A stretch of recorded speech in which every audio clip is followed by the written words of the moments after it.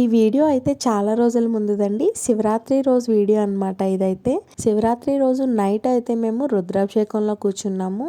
పిల్లల్ని అయితే కూర్చోబెట్టానండి రుద్రాభిషేకంలో. రుద్రాభిషేకం ఎక్కువగా అబ్బాయిలకే ప్రిఫరెన్స్ ఇస్తారండి. ఎందుకంటే శివలింగాన్ని ఆడవాళ్ళు అంత తొందరగా ముట్టుకోకూడదనమాట.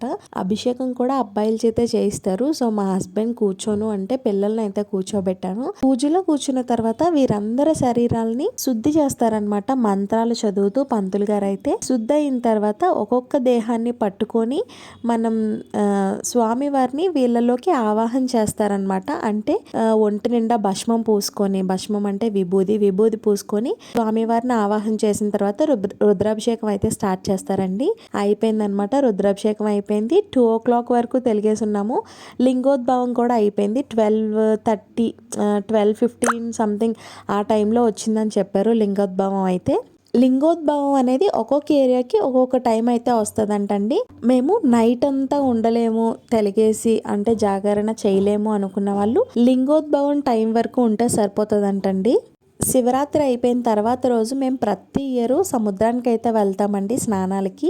మీలో ఎంతమంది శివరాత్రికి, మాఘ పౌర్ణమికి స్నానాలకు వెళ్తారో కమెంట్ బాక్స్లో కమెంట్ చేయండి. నేనైతే పెళ్ళికి ముందు ఎక్కువగా మాఘ పౌర్ణమికి వెళ్ళేదాన్ని సముద్రానికి. పెళ్ళైన తర్వాత మా హస్బెండ్ శివరాత్రి తర్వాత రోజు అయితే తీసుకెళ్తారనమాట. ఇంకా మీరు కూడా శివరాత్రి రోజు జాగరణ చేసి ఉపవాసం చేశారా? కమెంట్ చేయండి. సముద్రంలోకి వెళ్ళిన వెంటనే ఫస్ట్ అయితే కొంచెం పసుపు, కుంకుమ, చిల్లర కాయిన్ వదిలేసి అయితే స్నానం స్టార్ట్ చేయాలండి. మేమైతే అలాగే చేస్తామన్నమాట.